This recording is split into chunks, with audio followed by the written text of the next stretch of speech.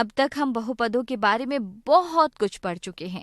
आगे बढ़ते हुए इस वीडियो के अंत तक हम बहुपदों के लिए विभाजन एल्गोरिदम को अच्छे से सीख और समझ चुके होंगे। श्याम के पास कुछ टी शर्ट है। हर टी शर्ट पर एक बहुपद लिखा हुआ है। श्याम इन टी शर्टों को उन पर लिखे बहुपदों के आधार पर सही अलमारी में रखना चाहता है। क्या आप इस कार्य में श्याम की मदद कर सकते हैं? आप देख सकते हैं कि इन बहुपदों की उच्चतम घात 1 है, इसलिए ये टी शर्ट रैखिक बहुपद अलमारी में जाएगी।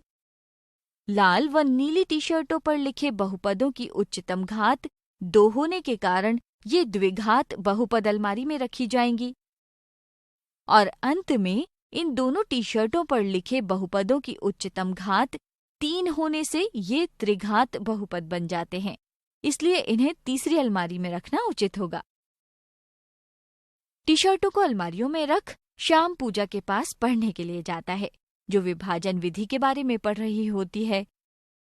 पूजा श्याम को बताती है कि जिस पद का भाग हो रहा होता है उसे भाज्य यानी डिविडेंड कहते हैं, और जिस पद से भाज्य का भाग हो रहा है उसे भाजक यानी डिवाइजर कहते हैं। भाजक भाज्य को जितनी बार भाग करता है उस संख्या को भागफल यानी क्वोशंट कहते हैं। भाग करने के बाद जो पद रह जाते हैं उसे शेषफल यानी रिमाइंडर कहते हैं।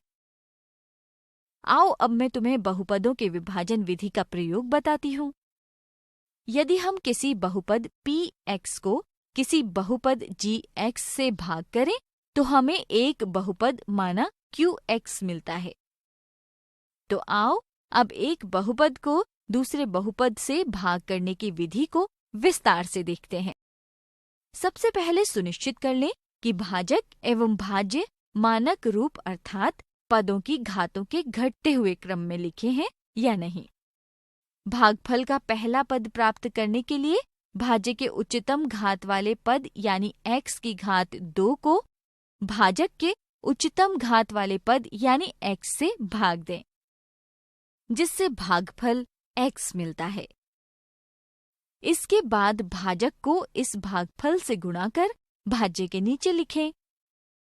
ऊपर लिखे बहुपद यानी भाज्य से नीचे वाले पद को घटाने पर शेषफल 4x घटा 12 प्राप्त होता है, जो आगे की प्रक्रिया के लिए एक नया भाज्य बन जाता है।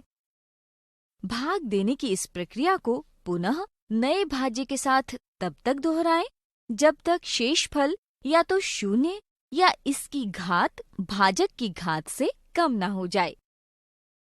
जैसे कि हमारे इस उदाहरण में शेषफल 0 है, जिसे हम rx से प्रदर्शित कर सकते हैं, तथा भागफल x जमा 4 है। तो इस प्रकार हम एक बहुपद को दूसरे बहुपद से भाग कर सकते हैं, किंतु ऐसा तभी संभव है जब भाज्य की घात भाजक की घात से बड़ी या उसके बराबर हो और भाजक 0 न हो। यहाँ बाईं ओर के भाग को इस प्रकार भी लिखा जा सकता है। ये भाग प्रक्रिया यूक्लिड की विभाजन एल्गोरिदम के समान है, जिसके अनुसार px बराबर gx गुणा qx जमा rx होगा, जहाँ gx 0 के बराबर नहीं होगा एवं rx 0 होगा या फिर rx की घात gx की घात से छोटी होगी। इस निष्कर्ष को हम बहुपदों के विभाजन कलन विधि यानी एल्गोरिदम कहते हैं। आओ इस निष्कर्ष की हमारे बहुपदों की सहायता से जांच करते हैं।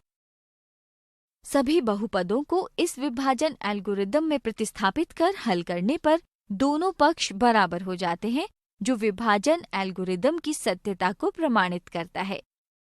आज इस वीडियो में हमने बहुपदों को भाग करने की विधि, जिसे विभाजन एल्गोरिदम कहते हैं, के बारे में सीखा। इस एल्गोरिदम पर आधारित कुछ और उदाहरण हम अगली वीडियो में देखेंगे।